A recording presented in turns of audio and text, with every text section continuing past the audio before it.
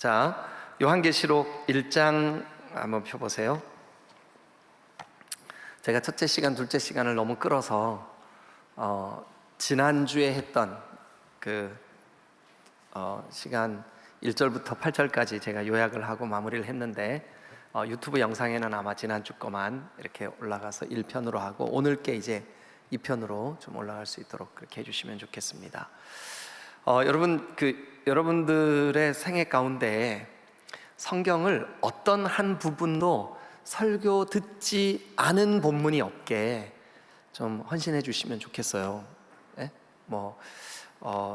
요즘 예레미야 이렇게 함께 보고 있는데 에벳멜렉 그런 이름이 성경에 있는지도 몰랐어요. 네, 이런 분들도 계시고 한데 그러지 마시고 우리가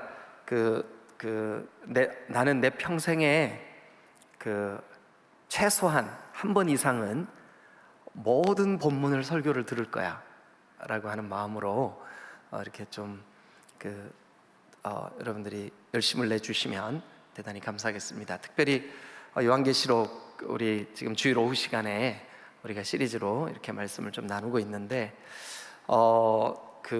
이제 주일 오후에 선교사님들도 오시면 또 말씀 전할 기회도 드려야 되고 또 헌신 예배도 자주 있고 그래서 아마 이 흐름이 놓쳐질 수도 있는데 여러분 그래도 조금만 인내하는 마음으로 좀 참여해 주시면 계시록을 처음부터 끝까지 좀 잘 들으실 수 있을 것 같고 이번 기회에 요한계시록에 대해서 좀 이렇게 정리를 해 두셔서 모든 이단들은 결국은 계시록 해석의 문제예요. 계시록을 바르게 우리가 이해하고 바른 관점을 가지고 있으면 흔들리지 않을 수 있어요. 그래서 주변에서 이렇게 엉터리로 해석하는 그런 이단들이 많이 있는데 그럴 때마다 여러분들이 좀 이 말씀을 여러분 마음에 새기면서 좀 잘 따라오셔서 여러분들이 건강하게 신앙이 세워질 수 있기를 주님의 이름으로 부탁을 드립니다. 아멘. 네. 자, 그러면 우리가 이제 지난주까지 1절서부터 8절까지를 어느 정도 정리를 했으니까 이제 오늘 9절서부터 오늘 1장을 마무리하도록 하겠습니다. 조금 시간이 가더라도 1장을 마무리하도록 하겠습니다. 자, 여러분 이 요한계시록이 쓰여질 때 로마의 황제가 누구냐 하면 도미티아누스예요. 도미티아누스. 이게 이제 발음이 조금 이렇게 다르게 도미시아누스 이렇게 하시는 분들도 있지만 같은 이름이에요. 도미티아누스. 근데 이 도미티아누스는 여러분들이 아마 들어보셨을 거예요. 티투스라고 하는 로마의 처음에 이제 장군이었죠. 그러다가 이제 로마의 황제가 됐는데 이 사람이 티투스가 로마의 10번째 황제예요. 10번째. 그런데 9번째 황제가 바로 이 티투스와 도미시아누스의 아버지예요. 그러니까 이 티투스는 아들이 없었어요. 그러니까 황제의 자리를 물려줄 아들이 없었기 때문에 어쩔 수 없이 동생이 이제 황제의 자리에 올라가요. 그게 도미티아누스예요. 그런데 이 도미티아누스는 아버지가 황제였었는데 자기가 황제가 될 가능성이 없죠. 왜냐하면 형이 아무리 늦게라도 아들을 낳으면 자기는 이제 낙동강 오리알 되는 거예요. 예. 참고로 낙동강 오리알은 무슨 뜻인지 저도 잘 몰라요. 예. 근데 어쨌든 이 도미티아누스가 그런 입장이었는데 형 티투스가 여러분 디도 들어보셨죠, 그죠? 이 사람이 누구냐 하면 AD 70년에 예루살렘 성을 완전히 멸망시킨, 그래서 이 땅에서 이스라엘이라고 하는 나라가 없어져 버린, 그래서 AD 70년에 없어진 이 이스라엘이 지난 2000년 동안 나라 없었어요.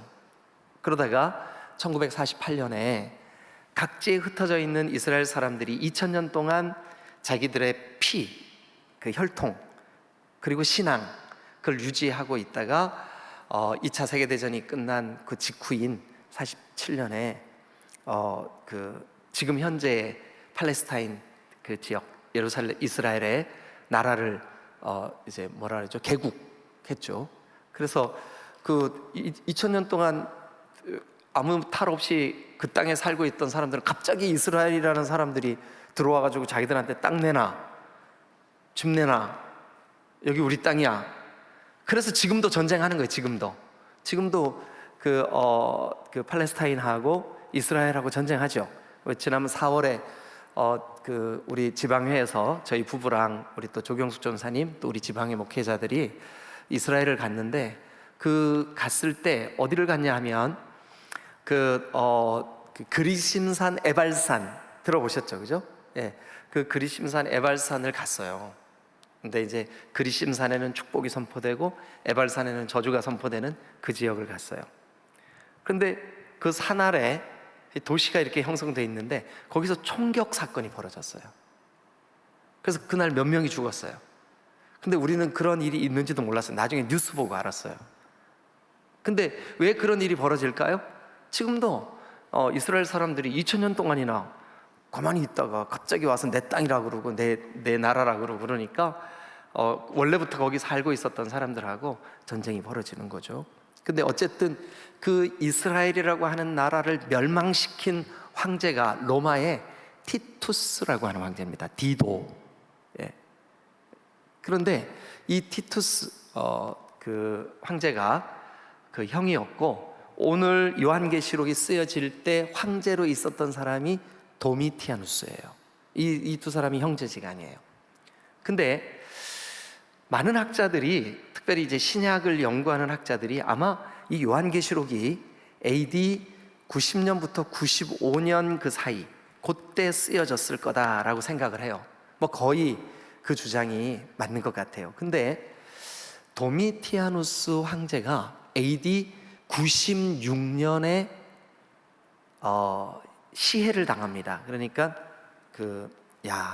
이 도미티아누스가 그 살해당할 때 그 살해의 주모자가 3명이었는데 두 사람은 그 근위대를 책임지는 근위대장들이었었어요. 두 사람은. 그리고 한 사람은 누구냐 하면 도미티아누스의 아내였어요. 그래서 그 아내가 자기 남편을 오늘 저녁부터 조심하시기 바랍니다. 농담인데 또 웃으시네. 그러면 안 되죠, 그죠? 예, 근데 어쨌든 그 당시에 뭐 몇 가지 이렇게 전해 내려오는 이야기에 의하면 이 도미티아누스가 정신병적인 증세로 아주 폭정에 폭정을, 그러니까 뭐 자기 아내조차도 숨도 제대로 못 쉴 만큼 아주 굉장히 자기의 권력을 남용하는 그래서 심지어 여러분, 이 요한계시록이 쓰여질 당시에 이 도미티아누스 황제가 뭐라 그랬냐 하면 그 도미네, 여기 주님이라는 뜻이거든요. 그러니까 도미네 에트 제우스, 이게 제우스는 하나님이라는 말이에요. 그러니까 주와 하나님이다. 누구를 그렇게 부르라고 그랬냐면 자기 자신을, 도미티아누스 황제를. 그런데 여러분, 예수님을 믿는 그리스도인들에게는 누가 주님과 하나님이에요? 우리의 예수님이에요. 예수님 외에는 우리의 주님, 구주는 없어요. 예수님만 유일한 우리의 구세주세요. 우리의 영혼을 구원하시기 위하여 화목 제물이 되신 유일한 구주는 예수님이에요. 그런데 황제가 나를 부를 때 주와 하나님이라고 불러라고 이제 그렇게 명을 내리고, 그렇게 부르지 않는 사람들을 압제를 하고 옥에 가두고 때리고 죽이고, 그러니까 그리스도인들이 가장 큰 피해를 본 때가 언제냐, 바로 이때예요. 도미티아누스 황제가 황제였어요. 이 사람이 한 15년 정도 황제 자리에 있거든요. 굉장히 긴 재위 기간이에요, 이 로마 황제들을 놓고 볼 때. 그런데 로마 황제들 중에 두 번째로 긴 기간을 이 사람이 통치를 하는데, 그 긴 기간의 끝이 살해당합니다. 살해. 예, 자기에게 충성을 맹세했던, 자기를 주님 그리고 하나님이라고 불렀던 근위대장, 그러니까 이제 우리로 말하면 경호실장 같은 그런 두 사람과 자기 아내가 모의를 해가지고 이 도미티아누스를 제거하죠. 그런데 그 도미티아누스 황제가 죽을 때쯤, 그러니까 이제 이 요한계시록이 쓰여질 당시인 AD 90년에서 95년, 이제 96년도에 죽으니까 93, 4, 5 그때쯤 이 로마가 지배하고 있는 이 대제국 안에는 정말 우리가 생각해도 이해가 잘 안 되는 자연재해들이 있었어요. 아주 요즘도 이게 아주 특별한 자연재해들이, 그죠? 예, 뭐 지구온난화 이런 것 때문에 막 이렇게 벌어지고 있잖아요. 그런데 아주 특별한 이상기후가 그때 이 도미티아누스의 그 권력이 미치는 곳에 그런 현상들이 있었어요. 그리고 이제 뭐 천재지변뿐만 아니라 그 도미티아누스의 아들이 갑자기 원인을 알 수 없는데 죽어요.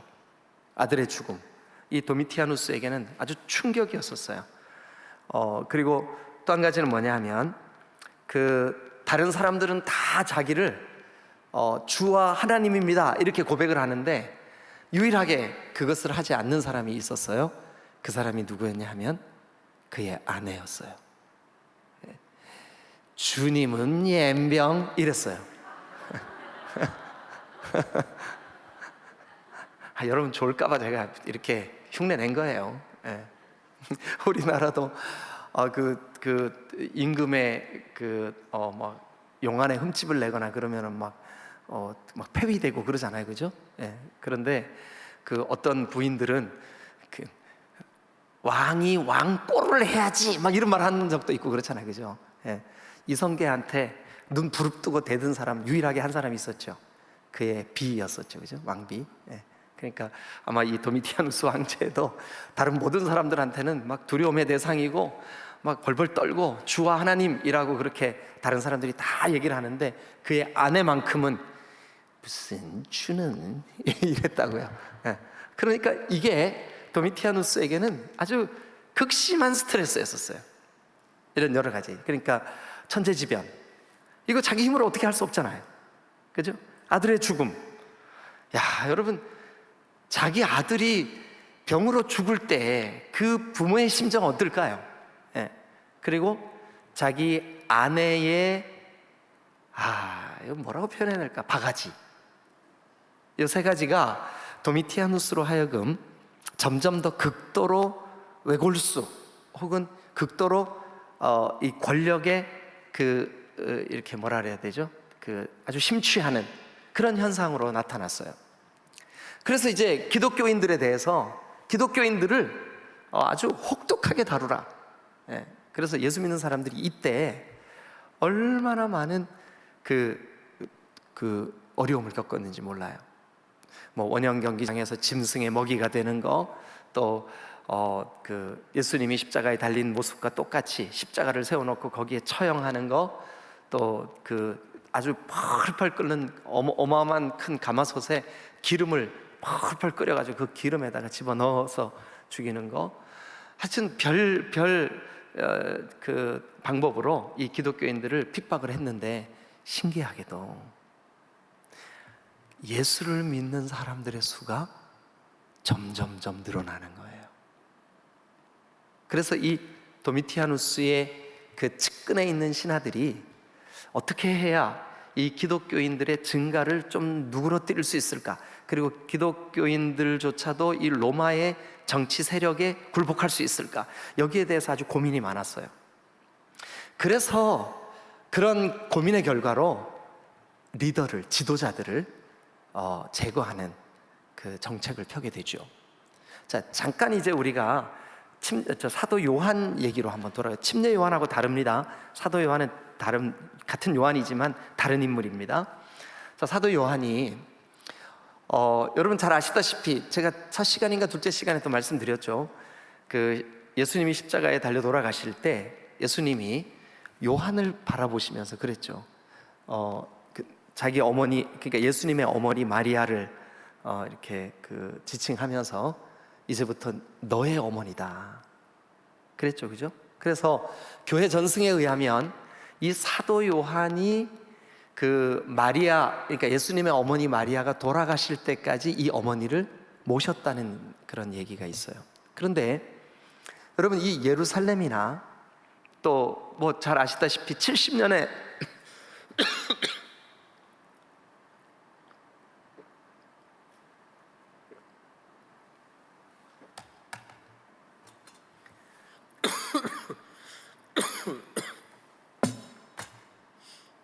제가 물을 좀 많이 먹어요. 여기 이거 하나 떠다 놓으면 거의 주일 낮 예배 때 다 먹는 것 같아요. 그래서 저는 침례교 목사 맞아요. 물을 좋아하니까. 그런데 이제 그 AD 70년에 예루살렘이 망하고, 또 그 예루살렘이 망하기 전에 이미 그 예루살렘 교회의 스데반 집사님의 순교 사건 때문에 수많은 그리스도인들이 다 흩어지고 아마 핍박이 아주 그 극도에 달했을 때, 요한이 그 어머니인 마리아, 그러니까 예수님의 어머니죠, 그 마리아를 모시고 예루살렘에 계속 있기가 너무 위험 부담이 컸을 거예요, 그죠? 그래서 어디로 피해야 될까 하다가, 우리가 잘 아는 대로 사도 바울에 의해서 그 수리아 안디옥을 중심으로 소아시아에 있는 교회들과, 그 다음에 마게도니아에 있는 교회들, 그 다음에 여러 각 지역, 뭐 갈라디아 지역, 또 갱그리아 지역, 또 이런 지역들에 있는 교회들을 이미 사도 바울이 교회를 개척을 해서 그곳에 교회들이 세워져 있는 상태였었어요. 그런데 이제 사도 요한이 우리가 어디로 피해야 될까 하다가 그 정한 곳이 에베소죠, 에베소. 그런데 그 에베소에 가면, 제가 에베소에 간 일이 있었는데 가봤더니 그 에베소에 예수님의 어머니를 기념한 예수님 그 어머니를 기념한 교회? 하여튼 예수님의 모친을 기념한 교회 터가 발견이 돼서 그 에베소 지역에 있더라고요. 그러니까 거기서 누가 이 어머니를 모셨겠는가? 요한이죠.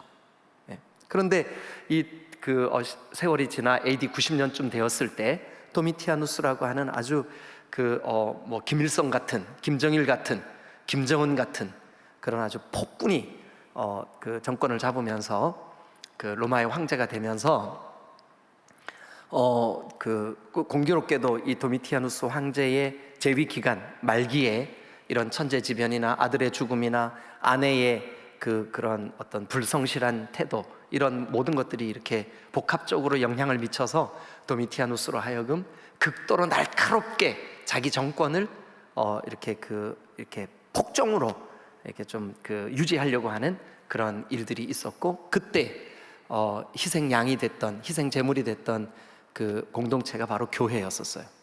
그리고 그 교회의 지도자들을 죽이라라고 하는 이런 어떤 그 정책 때문에 요한도 순교의 대상이 된 거죠. 그래서 물론 성경에는 안 나오지만 이 요한에 대한 이야기가 여러 가지가 나와요. 또 그리고 지금 이 소아시아에 있는 교회들, 특별히 지금 현재 모이고 있는, 제가 지난주에도 말씀드렸죠. 지금 서머나 교회가 남아있다 하고 거기를 유적지로 사람들이 가서 보기도 하고 그러는데, 그게 진짜 이 성경에 기록되어 있는 서머나 교회일 가능성은 사실은 반반이에요. 그리고 그 교회가 서머나 교회가 아니라도 상관없어요. 왜냐하면 제가 지난주에 그랬죠. 에베소 교회, 서머나 교회는 어떤 한 교회를 지칭하는 것이 아니라 그 지역에 세워졌던 교회들이라고요. 나중에 에베소서를 제가 여러분들에게 시리즈로 강해 설교할 기회가 있을 텐데, 에베소 교회, 갈라디아 교회, 갈라디아서에도 보면 갈라디아 지역에 있는 교회들에게 편지한다 이렇게 돼 있어요. 그러니까 그 지역에 있는 여러 교회들이 있었던 거죠. 그러니까 지금 터키에서 발견되는 그 서머나 교회 같은 경우도 그 교회들 중에 한 교회였을 거다, 이렇게 이해를 하시는 게 더 정확할 것 같아요. 근데 어쨌든 지금 우리 이 성지순례를 하거나 그곳을 보러 오는 관광객들에게 오픈되어 있는 이 서머나 교회는 그 교회에 몇 가지 벽화가 있어요. 이렇게 천정에도 있고 이 벽에도 있고. 그런데 그 벽화 천장에 그 사도 요한과 그 사도 요한의 다음 목회자인 폴리캅 목사님이 순교당하는 장면이 그림으로 그려져 있어요. 그래서 교회의 전승과 그 그림이 맞아떨어진다, 이렇게 이해할 수가 있어요. 자, 그러면 저는 오늘 이 9절서부터 마지막 절까지를 말씀을 좀 마무리하고 정리를 하려고 그러는데, 일단 이 구절을 통해서 지금 현재 요한이 처한 상황을 좀 정리를 해드리려고 그래요. 요한이 처한 상황. 자, 일단 한번 구절을 읽어보겠습니다. 다 같이 읽겠습니다. 시작.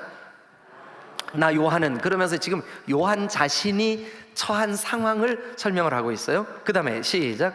너희 형제요 예수의 환난과 나라와 참음에 동참하는 자라. 자, 그러면 일단 거기 보세요. 너희 형제요. 그러니까 지금 이 편지를 받고 있는 그리스도인들, 그 소아시아에 있는 7교회 성도들, 너희들이 받고 있는 고난과 똑같은 형태의 고난을 받고 있는 너희 형제야. 너희가 구주 예수 그리스도를 주님으로 고백하는 것 같이 나도 그 그리스도를 주님으로 고백하는 너희 형제야. 너희가 그 신앙 때문에, 그 믿음 때문에, 그 복음 때문에 견뎌야 하고 손해봐야 하고 포기해야 되고 각오해야 되는 그 어려움을 나도 똑같이 당하고 있는 형제야. 그러면서 뭐라 그랬냐면 예수의 환난과. 그러면 요한이 지금 현재 처한 상황이 어떤 상황이라고 여러분 깨달아지세요? 거기 보니까 아하, 환난의 상황이구나. 우리 주님 예수님이 십자가를 지실 때 받으셨던 그 환난과 동일한 환난이 지금 요한에게도 있고, 이 요한이 보내는 편지를 쓰는 이 수신자들, 편지를 받는 7교회에도 동일하게 환난이 있구나. 그래서 여러분 어디다가 정리를 하세요. 옆에다가 요한의 상황, 지금 환난이 있다. 환난. 그 다음에 나라와, 그 환난이 있지만 그 나라는 제가 여러 번 말씀드렸죠. 신약 성경에는 이 나라가 바실레이아라고 하는 헬라어, 구약 성경에는 말쿠트라고 하는 히브리 말로 쓰여져 있다고요. 근데 언제나 이 두 단어는, 구약에서는 말쿠트, 신약에서는 바실레이아는 나라, 영토를 의미하는 경계선, 국경, 이거를 의미하는 말이 아니라고요. 언제나 이 나라는 통치권을 의미한다고요. 근데 이 요한은 지금 도미시안의 통치를 받아요? 아니면 예수 그리스도 때문에 참고 있어요? 누구의 통치를 받고 있어요? 예수님. 예, 주일날 오후는 좀 졸리니까 대답을 크게 하실수록 졸음이 떠나갈 줄로 믿습니다. 예, 이제 마스크를 벗었기 때문에 누가 대답하는지 안 하는지 짠 다 보여요. 예. 그러니까 지금 이 편지를 쓰고 있는 요한의 상황, 너희가 받는 고난 나도 똑같이 받고 있는 너희 형제야. 그리고 예수 그리스도께서 십자가를 지실 때 받으셨던 그 고난과 환난 똑같이 나도 지금 받고 있는 환난이 있는 그런 상태야. 그러면서 그래도 나는 그 주님의 통치 안에 있어. 여러분, 이 한 주간도 우리 디딤돌교회 모든 성도들이 그 나라가, 주님의 나라가 여러분 삶에 이루어지시기를 주님의 이름으로 축원합니다. 그러면서 참음에 동참하는 자라. 참음은 뭐예요? 나 지금 참고 있어. 견뎌야 하는, 버티고 견디게 하시네. 우리 지난주 주일날 찬양했죠, 그죠? 은혜 아니면 살아갈 수가.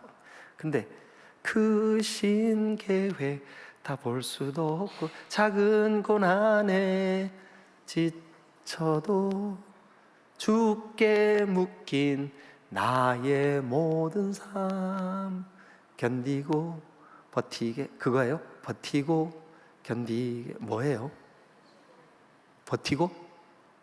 네, 뭐 아무리면 어때요? 네, 어쨌든. 그런데 지금 요한이 참고 있어요. 참고 있다는 말은 다른 말로 뭐예요? 참아내야만 하는 환경이 있다는 거죠. 그러니까 지금 요한은 환난이 있고 참아야 되는 아픔이 있고, 그리고 지금 이 편지를 받고 있는 수신자들과 동일한 그 복음 때문에 겪어내야 되는 그런 어려움들이 있다. 그게 바로 요한의 현재 상황이에요. 그래서 그런 것 때문에 하나님의 말씀, 또 예수 그리스도를 증언하는 그 증거, 그러니까 여러분 교회의 본질은 예수 그리스도의 증거의 공동체인 줄로 믿습니다. 예, 맞는데, 예수님 믿는 거 맞는데 실상이 또 필요해. 여러분, 필요하긴 뭐가 필요합니까? 예? 예수 그리스도의 생명의 복음이면 완전한 줄로 믿습니다. 여기에다 뭔가를 더하거나 빼면 그거는 가짜요, 이단이요, 사입이라는 거죠. 사기꾼들이라는 거짓말 하는 사람들이라는 거죠. 자, 그러면 이제 우리가 정리를 하면 이거예요. 아하, 이 편지를 쓰고 있는 요한은 환난이 있고 참음이 있고 또 그 그리스도로 인한 그 박해가 있구나, 그런 상황 속에 있구나. 그것 때문에 지금 어떻게 됐냐 하면 하나님의 말씀을 증거하다가 예수 그리스도를 증언하다가 어떻게 됐을까요? 그것 때문에, 그걸로 말미암아 그것으로 인해서 어디에 가 있게 됐어요? 반모섬에 가 있게 됐어요. 반모섬. 예? 그러니까 반모섬에 간 것은 로마의 그 절대 권력 도미티아누스의 어떤 그 사이코 같은 폭정, 그 결과로 이런 요한이 견뎌내야 되는 환난, 참아야 되는 그 참음, 이런 모진 복음을 반대하는 여러 가지 상황들, 그것 때문에 반모섬에 유배되는 그런 상황 속에 있었다고요. 자, 그런데 그 다음 절 한번 보죠. 언제요? 무슨 날? 주의 날. 주의 날은 언제일까요? 주의 날이 언제일까요? 이거 헷갈리시면 안 됩니다. 앞으로 절대로 여러분들이 헷갈리시면 안 돼요. 여러분, 여호와 증인이나 또 하나님의 교회 안상홍 증인회나 전부 다 사기꾼들이거든요. 근데 이 사람들 다 언제 모이냐 하면 토요일 날 모여요. 왜냐하면 구약이 말한 안식일이라고 믿고 있기 때문에 그래요. 그런데 여러분, 여기 성경에 보세요. 요한이 어떤 날 주님 앞에 예배했을까요? 크게 대답하세요. 어떤 날? 주의 날이 어떤 날인데요? 주님이 죽음을 이기시고 부활하신 승리의 날, 그 주님의 날. 그러니까 오늘날로 말하면 그게 무슨 요일일까요? 주일이에요. 주일. 네. 이게 일주일의 첫날이에요. 일주일의 첫날. 여러분, 달력을 한번 펴보세요. 일주일의 제일 첫 번째 날이 무슨 날일까요? 공일날. 네.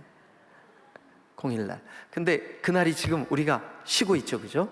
네. 그 첫날이 바로 뭐냐 하면 주의 날이에요.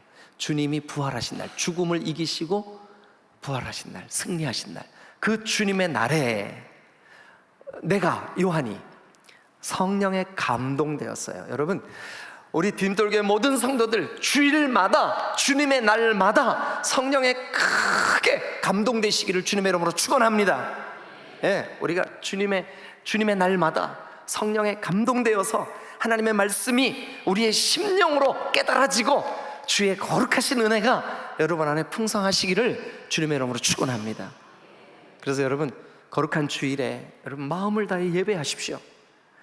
요한은 지금 반모섬에 유배되어 있는 상황 가운데 있었지만 그래도 그가 주님의 날, 그 거룩한 주일에 어떻게 됐냐 하면 성령으로 감동되었어요. 그래서 많은 사람들이, 그리고 이 신약 성경을 연구하는 학자들이 틀림없이 이 요한과 또 그와 함께 신앙을 고백하는 그 사람들이 이 반모섬에 유배가 돼 있었지만 그럼에도 불구하고 아마 그 주님의 날, 그 주의 날 예배했을 거다. 예배했을 거다. 이렇게 생각을 하고 고백을 하고 그러고 있어요. 그래서 실제로 주의 날에 내가 성령에 감동되어 내 뒤에서 나는 나팔 소리 같은 큰 음성을, 그러니까 요한에게 지금 큰 음성이 들려진 거예요. 어떤 소리 같은? 나팔 소리 같은, 나팔 소리 같은 큰 음성이 들려졌어요. 그래서 이제 11절 말씀부터 보면 그 나팔 소리 같은 큰 음성이 들려준 메시지 내용이에요. 그게 뭐냐 하면 이르되, 그러니까 그 큰 음성이 이를 말씀해 주시는 거죠. 그죠? 뭐라 그래요?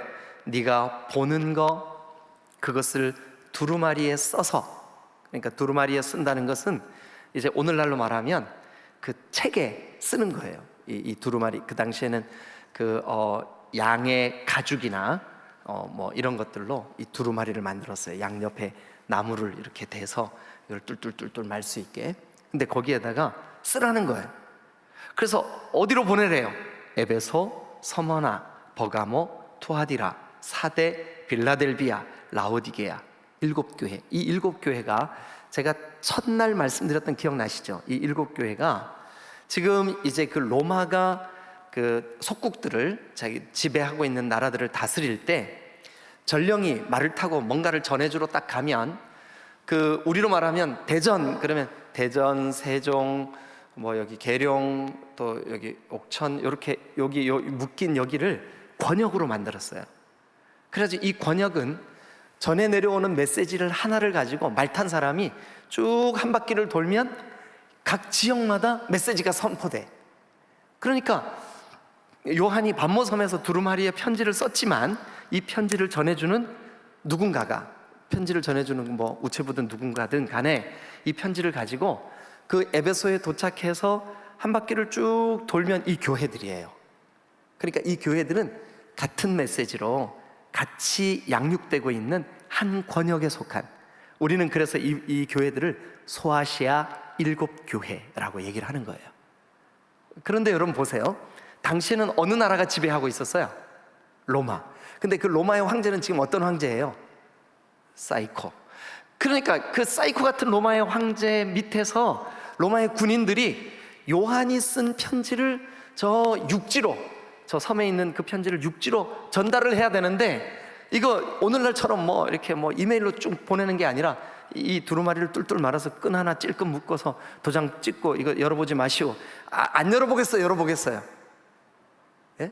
이거 뭐 군대에서 보내는 편지도 보안검열 하는데 이 사람들이 이거 얼마나 철저하게 하겠어요? 그러니까 그 편지에다가 로마의 황제가 무슨 주야, 그 황제가 무슨 하나님이야, 말도 안 되는 소리 하지 마, 그 사람들 곧 망해, 하나님의 심판의 때가 있어, 이렇게 쓰면 어떻게 될까요? 이거 이 편지를 받는 사람들도 즉각적으로 피해를 받겠죠. 그리고 요한도 당연히 그 피해를 보겠죠.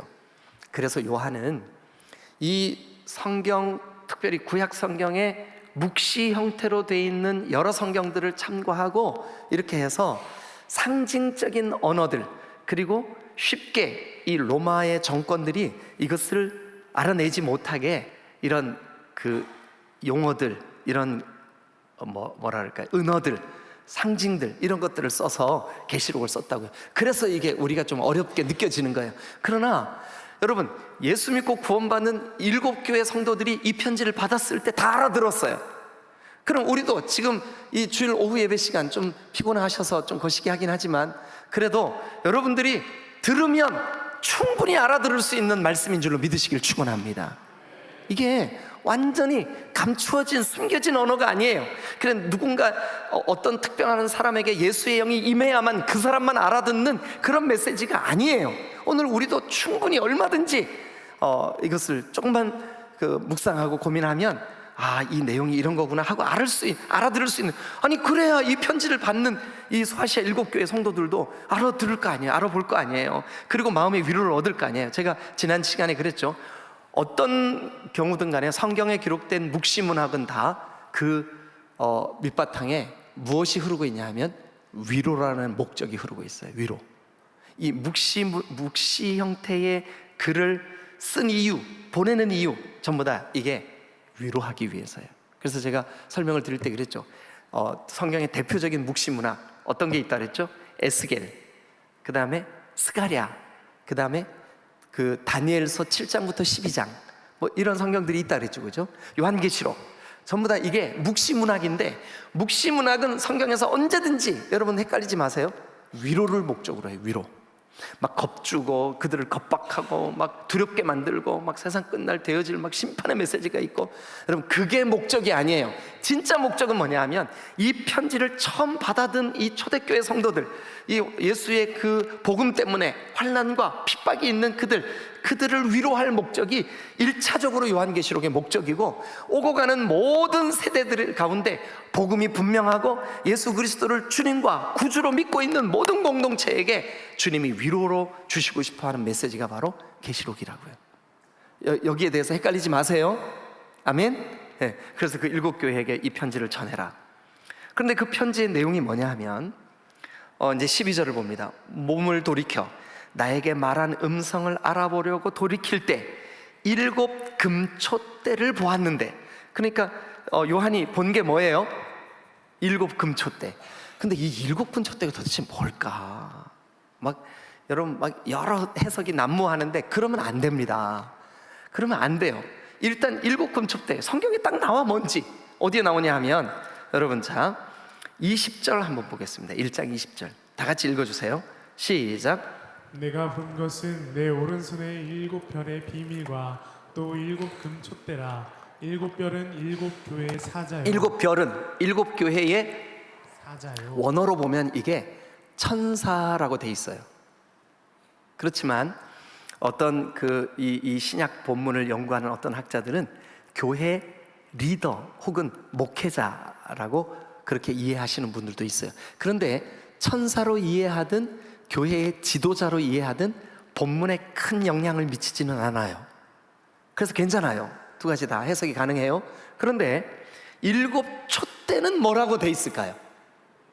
그러니까 우리가 7촛대는 7교회니라 그랬잖아요. 그러니까 12절에 다시 돌아가세요.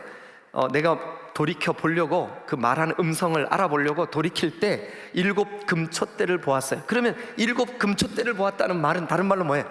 7교회를 보았다. 아까 여기 20절에 그랬잖아요. 7금촛대는 7교회라 그랬잖아요. 그죠? 그러니까 7교회를 보고 있는 거죠. 그러면서 이제 그 13절 봅니다. 촛대 사이에, 그러니까 7교회 사이죠. 여러분, 지금도 이 촛대 사이를, 그러니까 교회 주님의 피로 값을 주고 사신 주님의 거룩한 교회를 주님이 운행해 주시는 줄로 믿습니다. 이거 우리 변치 말아야 돼요. 주님은 교회를 진정으로 사랑하셔요. 아멘. 예, 여러분, 그러니까 여러분들의 신앙도 교회 중심, 성경 중심이 되어야 될 줄로 믿습니다. 예. 나는 사람들하고의 관계가 너무 힘들어. 내가 교회만 아니면 내가 신앙생활 할 만해. 그래서 집에서 혼자 신앙생활 하시는 분들이 있죠. 그거는 뭔가 큰 착각을 하고 있는 거예요. 뭐냐 하면 여러분, 우리가 힘들어도 지체들을 통해서 우리를 다듬으세요. 아멘. 우리가 연약해도 지체와 내가 벽돌 한 장처럼 같이 쌓여져 가서 하나님의 거룩한 성전을 이루시는 거예요. 아멘. 예, 그래서 서로 돌아보고 사랑과 선행을 격려하고 서로 교제하기를 힘쓰시기를 주님의 이름으로 축원합니다. 그런데 그 교회 사이를 누가 왕래하실까요? 누가? 예수님이, 인자 같으신 이가. 여기 13절에 보세요. 촛대 사이에, 촛대는 아까 금방 뭐라고요? 교회라고, 7교회라고. 그 교회 사이를 누가요? 인자 같은 이가. 이 인자는 에스겔과 다니엘의 인자가 보니 여러 그 인자에 대한 표현이 있는데, 여기서는, 이 본문에서는 인자가 누구냐면 예수님이에요. 예수님. 그 예수님이 이렇게 어떤 모습으로 한번 왕래하시나 한번 보자고요. 일단 먼저 발에 끌리는 옷을 입고 그랬죠, 그죠? 이 발에 끌리는 옷은 누가 입는 옷이냐 하면 제사장이 입는 옷이에요. 제사장. 여러분, 하나님과 우리 사이를 제사장 역할을 하는, 중보가 되시는 유일하신 분이 누구실까요? 예수님이에요. 예수님. 그러니까 교회 사이를 왕래하시는 그분은 우리의 연약함, 우리의 하여튼 부끄러움, 이 모든 것을 하나님 앞으로 들고 나아가 중재하시는 제사장이 되시는 줄로 믿으시길 축원합니다. 요한이 이걸 볼 때 얼마나 은혜가 됐을까요? 지금 교회들은 아픔이 있고 환난이 있고 고통이 있고, 그런데 그 인자 되신 그리스도께서 이 교회 사이를 왕래하시면서 그 교회의 연약함을 주님이 돌보고 계셔요. 우리도 그래요. 우리 팀돌교회도 완전하지 않잖아요. 연약한 부분이 있잖아요. 그죠?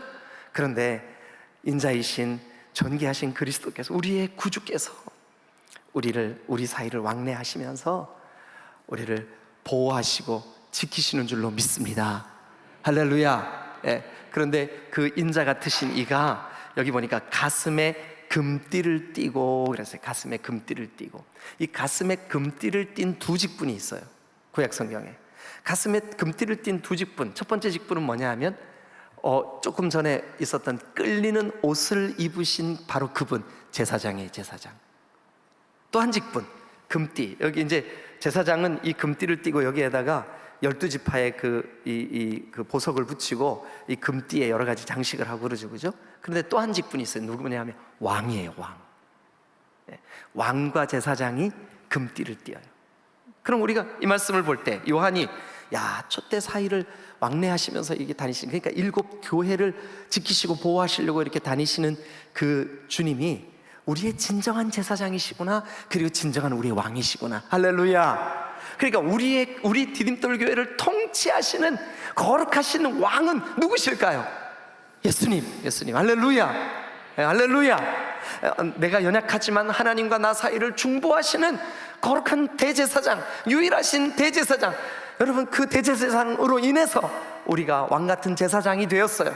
그런데 영원한 우리의 대제사장은 누구밖에 없을까요? 예수님. 아멘. 그런데 이 요한은 자기가 그 큰 음성이 나는 대로 어떤 모습인가 하고 돌아보려고 딱 돌아봤더니 세상에 그 아픔을 겪고 있고 환난과 극심한 핍박 가운데 있는 교회들을 돌보고 계시는 인자 예수님, 그분이 지금 끌리는 옷을 입고 금띠를 두르고 왕같은 제사장으로, 제사장 같은 왕으로 우리 교회와 또 사랑하는 지체들을 지키시고 보호하시는 줄로 믿으시기를 축원합니다. 현실은 지금 환난이 있고 참아야 되고 고통이 있고 동료들이 죽임을 당하고, 그럼에도 불구하고 요한이 본 그 실제의 모습은 왕같은 제사장께서 지금 우리 사이를 왕래하고 계시는 거예요. 이렇게. 그 다음에 여러분 그 다음 말씀도 보세요. 자, 14절, 그의 머리와 털의 희기가 흰 양털 같고, 머리와 그 털이 흰 양털 같다라고 하는 말은 뭐냐면 그 아주 순결하고 깨끗함, 또 하나는 이 머리가 아주 하얀 아주 빛나는 흰 털, 양털처럼 그렇게 깨끗하다는 말 속에는 영원성이라는 의미가 상징적으로 거기 들어있는 거예요.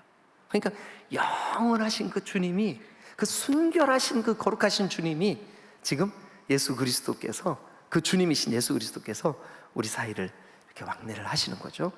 자, 그 다음도 한번 보시죠. 뭐라고 되어 있냐 하면 그의 눈은 뭐 같대요? 불꽃 같대요. 그의 눈이 불꽃 같대. 이 불꽃은 꿰뚫어 보는 전지성으로 의미해요. 전지하심.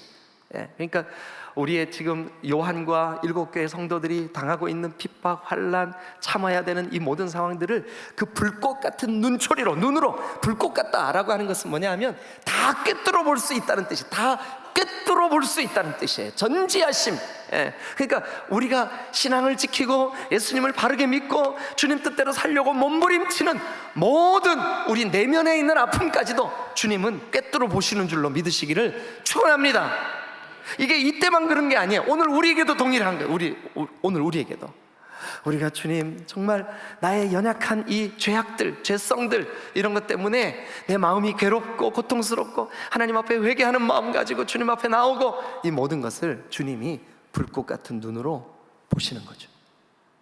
저는 어릴 때 우리 그 시골에서 신앙생활 할 때 대표기도 하시는 분들이 불꽃 같은 눈초리로 지켜보시옵소서, 이거 안 빼놓고 꼭 하죠, 그죠? 또 안 빼놓고 하는 거, 우리의 자녀들이 머리가 될지언정 꼬리가 되지 않게 하옵소서, 이거 꼭 하죠, 그죠?